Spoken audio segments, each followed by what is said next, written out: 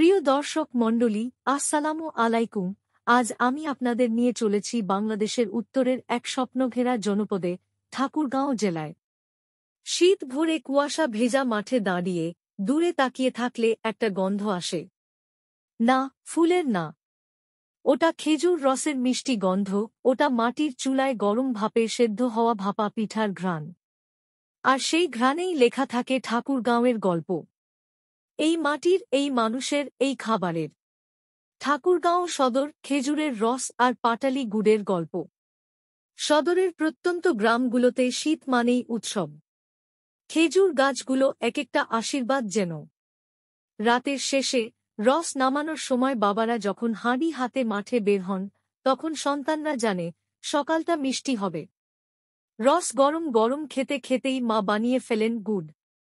আর সেই গুড় দিয়ে তৈরি হয় ভাপা পিঠা, পুলি পিঠা আর দুধ চিতেই।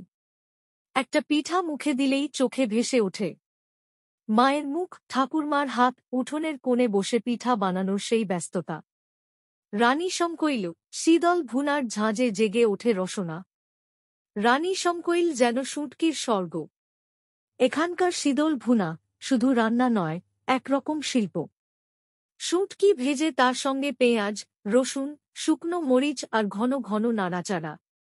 চুলা থেকে ভাপ উঠতে থাকে আর রান্নাঘরের বাইরেই জড়ো হয়ে যায় সবাই।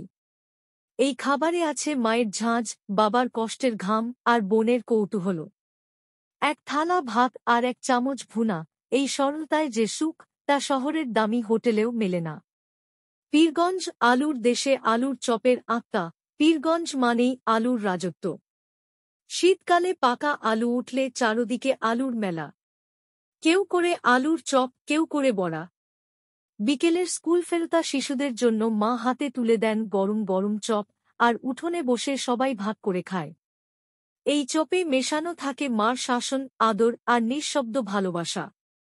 হরিপুর, সীমান্তের মাটিতে ভর্তার রাজ্য। হরিপুরে গেলে বুঝবেন, এক একটা ভর্তা যেন এক একটা কবিতা। শুঁটকি ভর্তা, বেগুন ভর্তা, কাঁচা মরিচের ভর্তা। ঘরে তৈরি সরিষার তেল দিয়ে করা ভর্তার গন্ধে শিশুদের যেমন ক্ষুধা জাগে, তেমনি বড়দের মনে জেগে ওঠে শৈশব। এই ভর্তার মধ্যে যেন কথার ঝাল, আবেগের নুন আর স্মৃতির টকমিষ্টি সব একসাথে মিশে থাকে। বালিয়াডাঙ্গি, দুধ চিড়া, মুড়ি আর মায়ের দুপুর। বালিয়াডাঙ্গির বাড়িতে দুপুরবেলা দুধ চিড়া মানেই অতিথি এসেছে। সাদা দুধ, মিঠে চিড়া, কলা, গুড় আর একটু ঘি। এক টুকরো স্নেহের মতো। আর মুড়ি, খেজুরের গুড়ে ভেজানো মুড়ি, যা খেতে খেতে মা বলতেন, এই মুড়ির মতোই জীবন, হালকা, খাস্তা, কিন্তু মনে রাখার মতো। প্রিয় শ্রোতা মণ্ডলী, ঠাকুরগাঁওয়ের খাবার মানে কেবল পেট ভরানোর কিছু নয়। এগুলো স্মৃতির মণিমুক্ত। যা মায়ের হাত ধরে খাওয়া প্রথম ভাতের মতো, যা দাদার আনা খেজুর রসের মতো, যা বোনের বানানো পিঠার মতো, সহজ অথচ হৃদয়ের গভীরভাবে গাঁথা। এই সব স্বাদ, এই সব ঘ্রাণ, এই সব খাবার, এগুলো আমাদের শেকড়।